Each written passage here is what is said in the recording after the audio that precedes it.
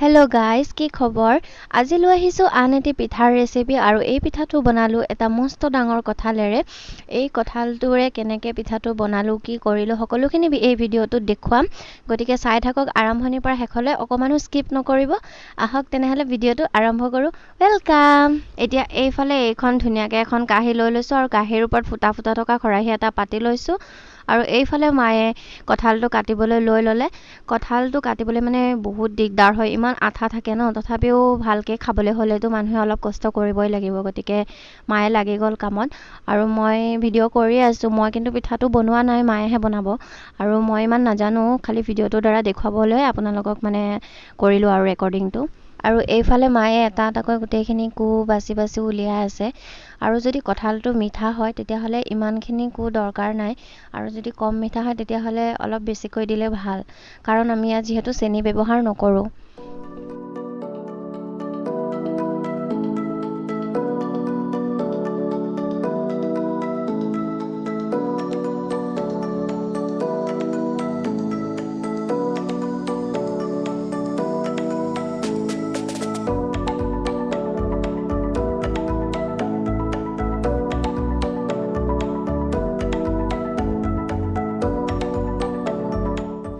আৰু এতিয়া কঁঠালখিনি ধুনীয়াকৈ খৰাহীটোত ঘঁহি ঘঁহি চেকি ল'ম, যাতে ইয়াৰ ৰসখিনি ধুনীয়াকৈ তলৰ কাঁহীখনত সৰি পৰে।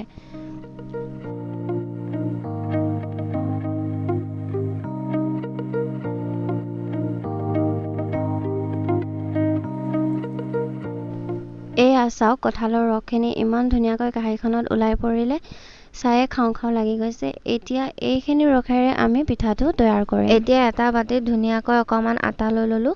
আটাখিনি ইমান বেছি পৰিমাণে ল'ব নালাগে, নিজৰ জোখমতে ল'লে হ'ল অকণমান। আৰু ইয়াত মই আধা চামুচ নিমখ দিছোঁ, আপোনালোকেও দি ল'ব নিজৰ জোখমতে। আৰু এনেকৈ গোটেই কঁঠালৰ ৰসখিনি ইয়াত লাহে লাহেকৈ আটাখিনিৰ লগত মিক্স কৰিছোঁ। আটা আৰু কঁঠালৰ ৰসখিনি ধুনীয়াকৈ মিহলাই ল'ব, যাতে অকণমানো ইয়াত মাজত মানে টুকুৰা টুকুৰি বা তেনেকুৱা ধৰণৰ থাকি নাযায়। একদম মানে সুন্দৰ এটা মিহি মিশ্ৰণ হ'ব লাগিব।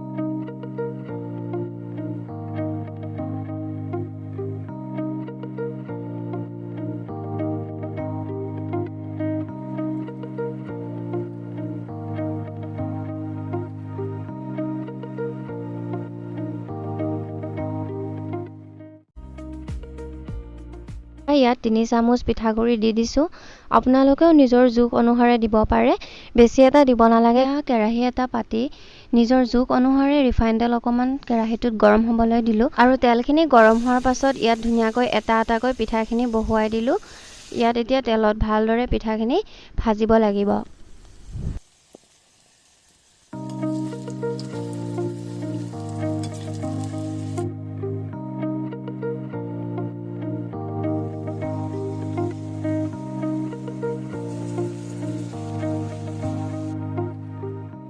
এইকেইটা চাওক, পিঠাৰ কালাৰ ইমান ধুনীয়া ৰঙচুৱা হৈছে, আপোনালোকেও ঘৰত বনাই খাব পাৰে।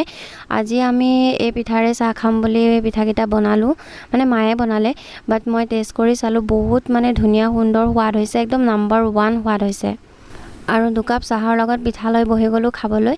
আপোনালোকেও এনেদৰে ঘৰত কঁঠালৰ পিঠা বনাই খাব পাৰে, খাবলৈ বহুত টেষ্টি হয়, কঁঠালৰ ধুনীয়া এটা ফ্লেভাৰ আহে, চেনি নিদিলেও বহুত সুন্দৰ হয়, খাই চাব পাৰে, কেতিয়াবা ট্ৰাই কৰি চাব। আৰু যদি ভিডিঅ'টো ভাল লাগিছে তেনেহ'লে লাইক কমেণ্ট শ্বেয়াৰ কৰি দিব, আৰু লগতে চেনেলটো ছাবস্ক্ৰাইব কৰিব নাপাহৰিব।